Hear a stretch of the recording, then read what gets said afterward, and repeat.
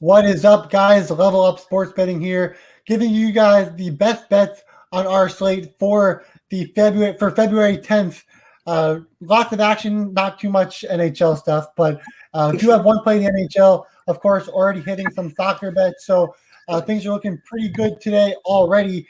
We're here with Matty Ice for hockey. We're here with Winter Wire here for the NBA, and we're here with and college basketball.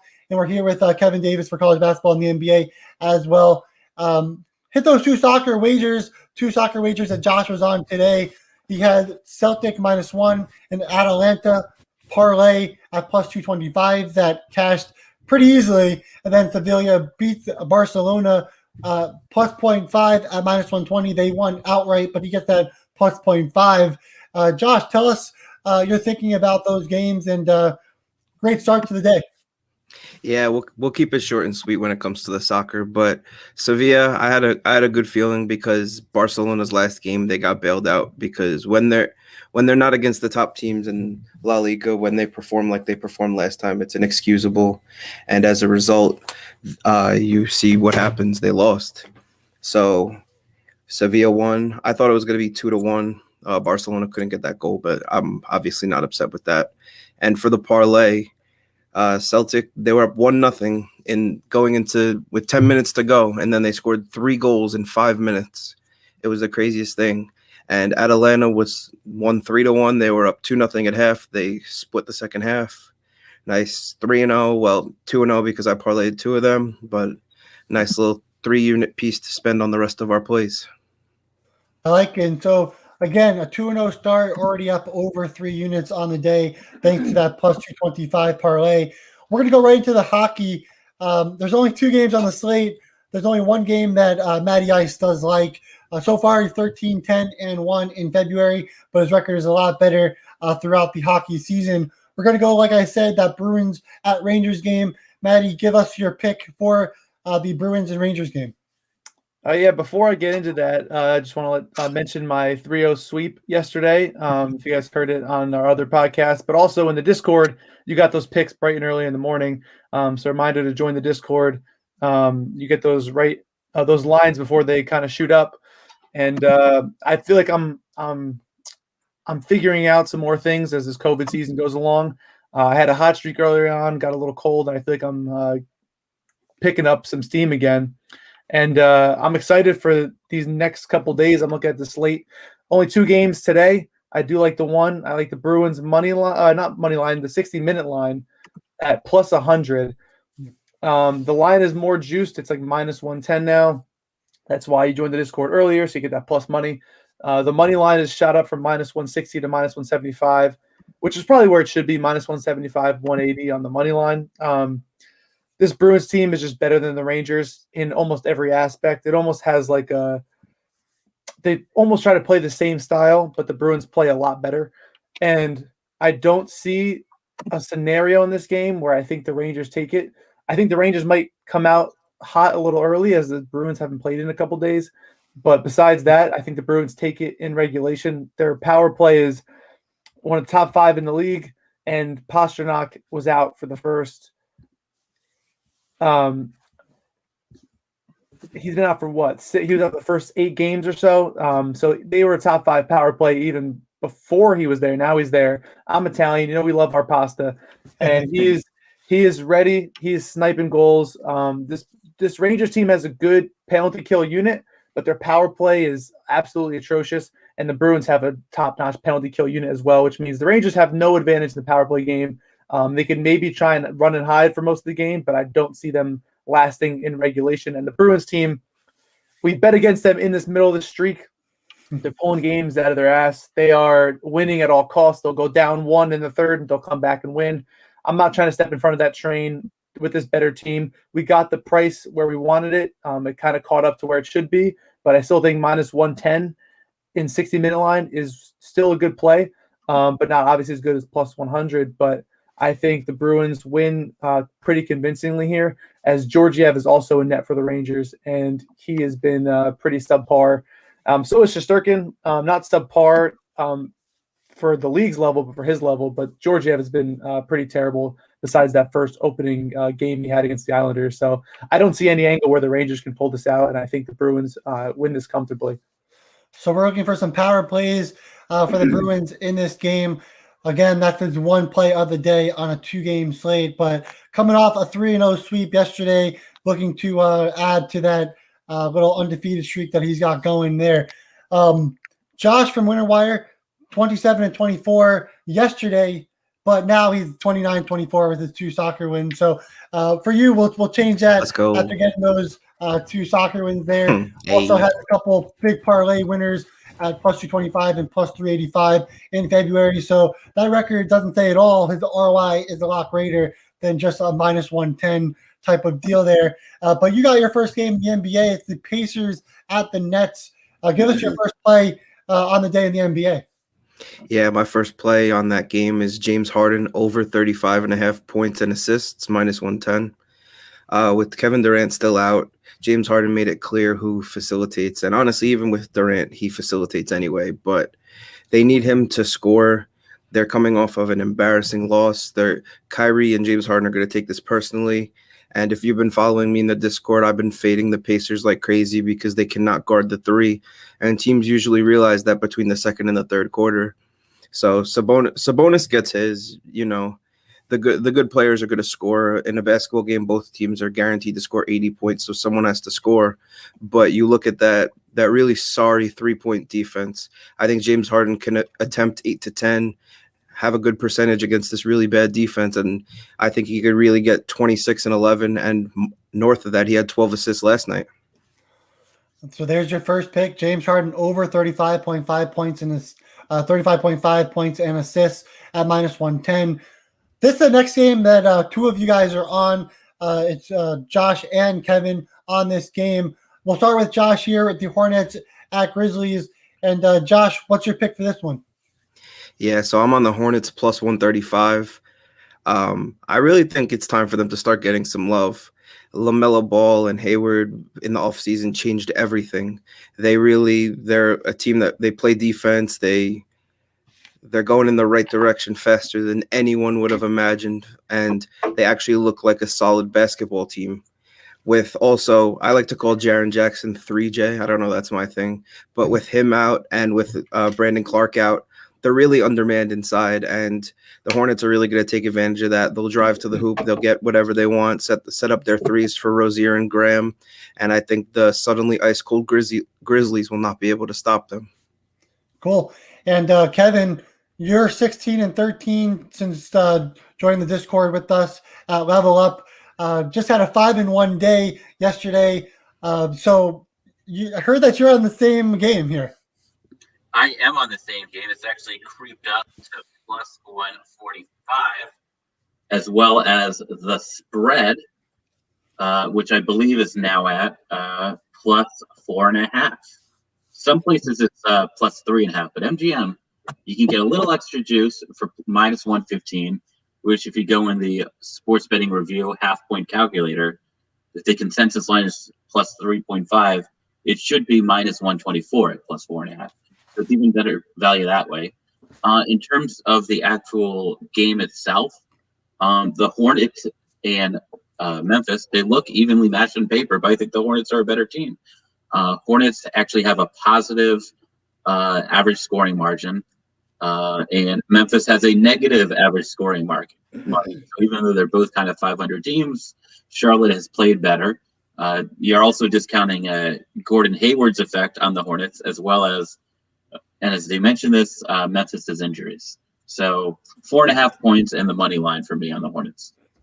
I like it. So 2 plays there on the Hornets. You have Josh on the Hornets, and you have Kevin. Another game that you guys are both on, but have different selections, which will be pretty interesting. So if you guys are looking for a same game parlay, this might be the game to go. Kevin, Raptors versus Warriors. What side are you taking on this one? I'm going Raptors. The Warriors are one of the few teams in the NBA this season not competing for the playoffs. Apparently, the big money people are on the Wizards today, as they're getting more money based on their tickets. But I always think that analysis is direct. But the reason why is because Russell Westbrook is coming back. He was out the last game. But here's what you need to know about Russell Westbrook. Of all the regular rotation players right now in the NBA, he is the fourth worst in win shares per 48 minutes. He has a negative win share right now. So he's a great athlete. He's entertaining, but he doesn't help them win. So the more minutes they give to him, less likely are to do well. Raptors have underperformed this year, but let's not forget last year they were in the Eastern Conference Finals. They're trying to pick up the steam. 5 points may be steep, but I like them. Cool. And then Russell Westbrook is back, Josh, and you have the over 234. Does that have anything to do with why you took the over 234 with Westbrook being back? Definitely. I think this game really plays to Westbrook's strengths, but I do support the Raptors play. I think that they're just a much better team. As a Thunder fan, seeing Westbrook and Scott Brooks, it kind of hurts to say, but they're also a better coach team. But in reality, the Raptors are a better team, but I really expect Westbrook to be able to get a triple-double, rack up those rebounds with those weak post players, and I think that'll result in more fast break opportunities for the Wizards, keeping this game closer than people may think. But I really think the Raptors down the stretch will pull away. But in any case, I really think both teams can creep towards 120 in this game. But my score prediction, I had Raptors to get 128 and Wizards to get 116. So that would work in both of you guys' favor. So if you're looking for a same game parlay, maybe putting those two combined, taking the Raptors and the over would be the play here. If you want to go a little bit risky, we'll go back to Kevin here. Another play in the NBA, or two plays really, the Cavaliers versus the Nuggets. What are your two selections here? So, I hate to sound like a broken record, but guess who's starting again tonight? Jared Allen. That's all I need to say. He is their best player. They don't give him enough playing time. He played 34 minutes against the Suns. He covered based on the line we gave, plus 8. The only reason the line shifted is because Chris Paul was out in that game. So it became 5.5. So that wouldn't have covered. But Jared Allen is a strong defensive player.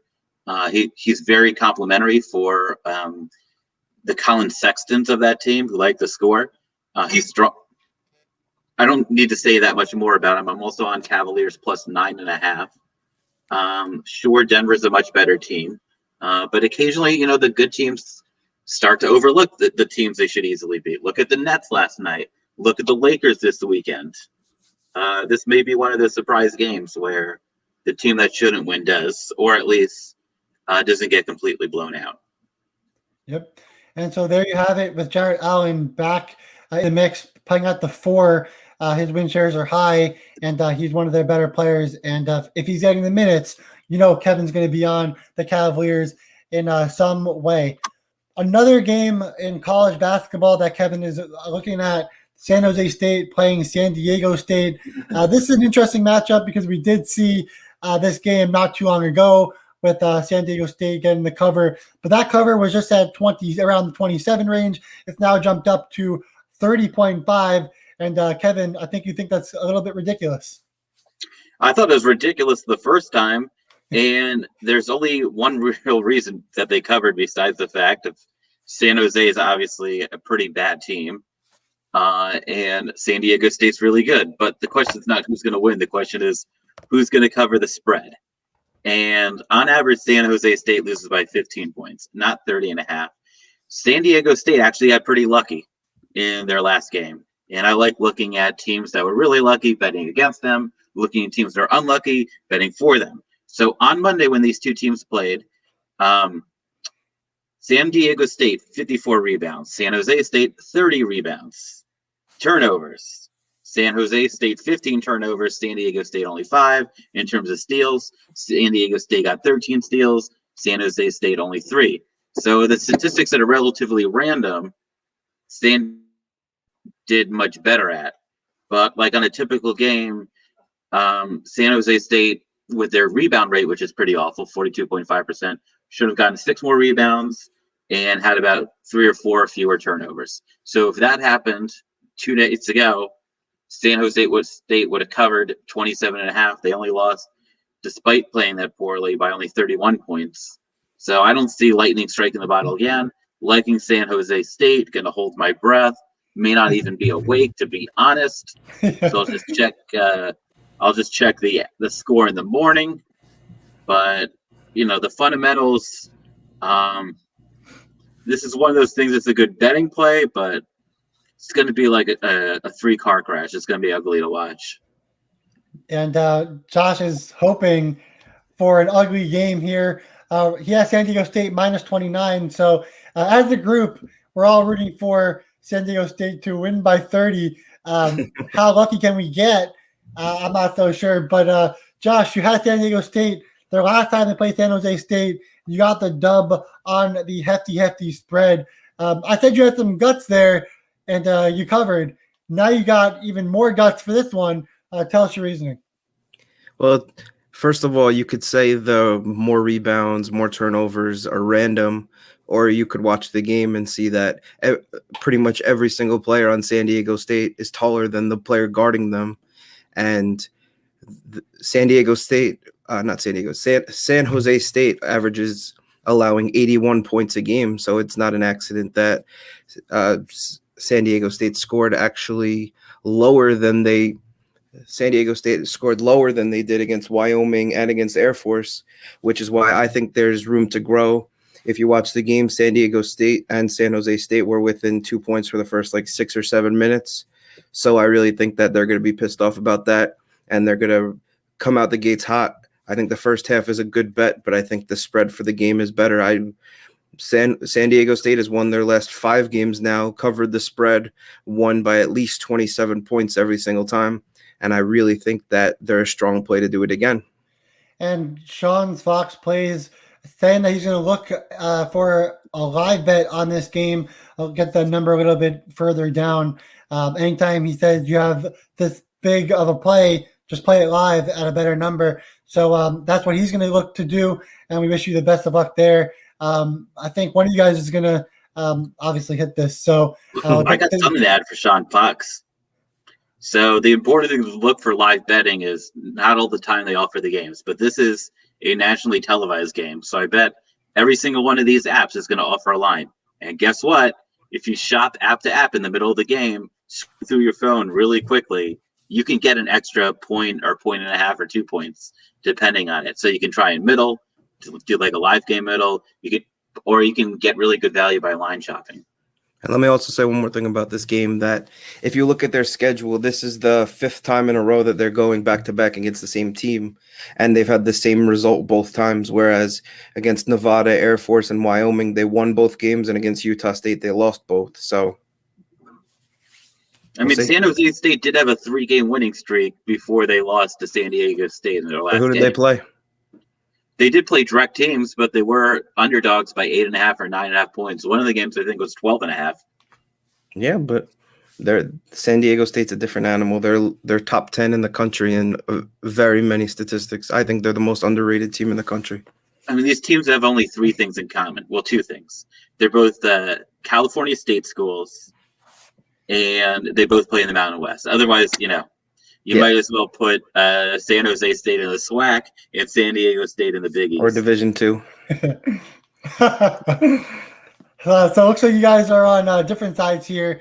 We'll see if anybody is watching this game in the chat at 11 o'clock till 1 o'clock.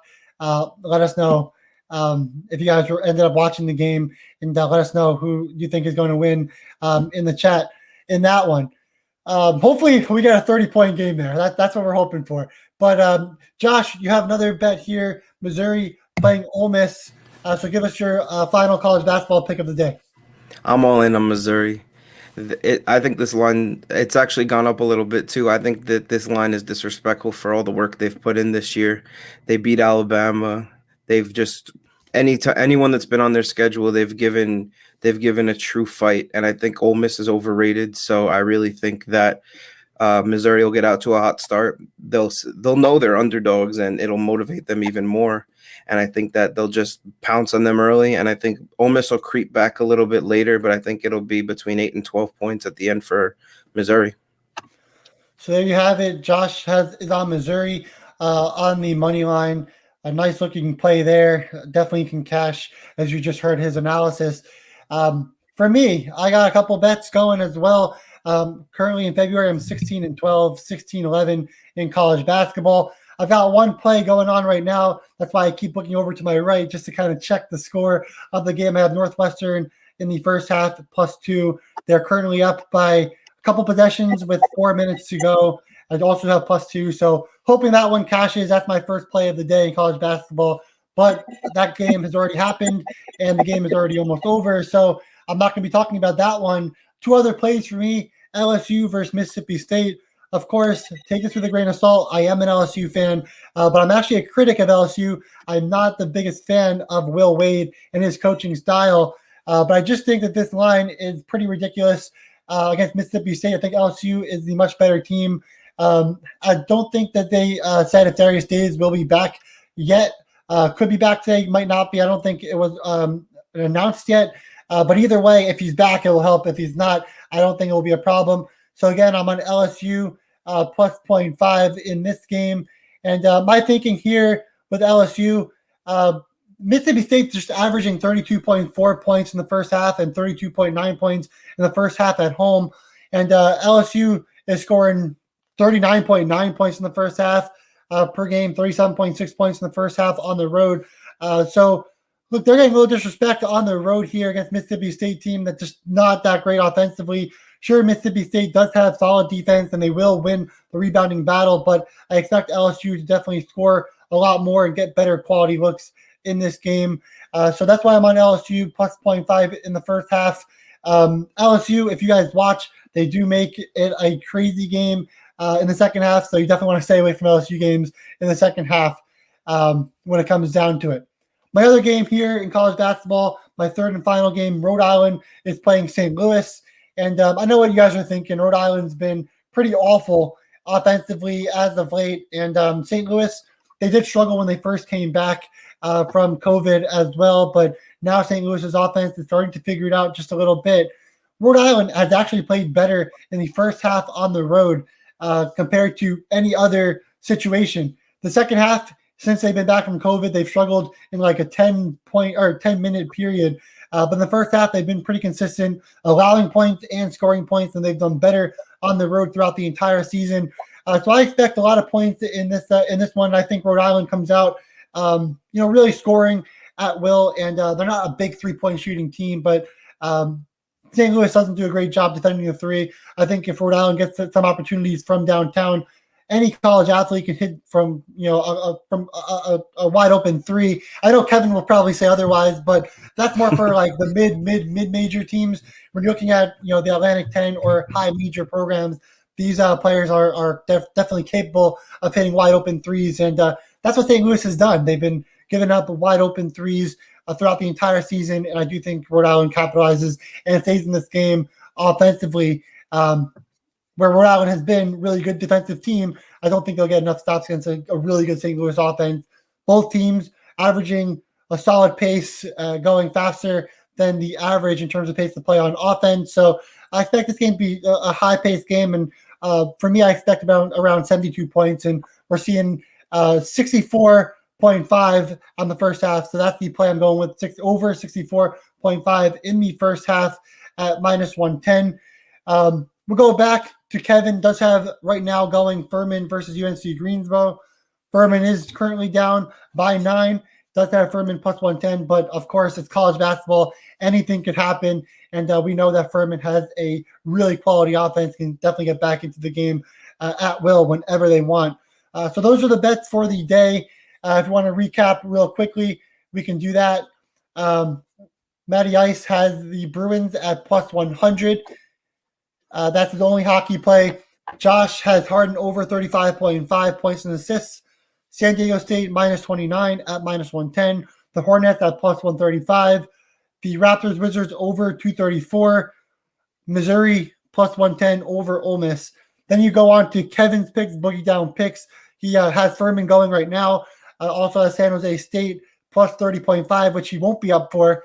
Raptors -5 over the Wizards. He has the Charlotte Hornets money line at plus 145 and the Charlotte Hornets plus 4.5. Going to Cleveland money line plus 400 because Jarrett Allen is playing, and also like Cleveland spread at plus 9.5 at -105.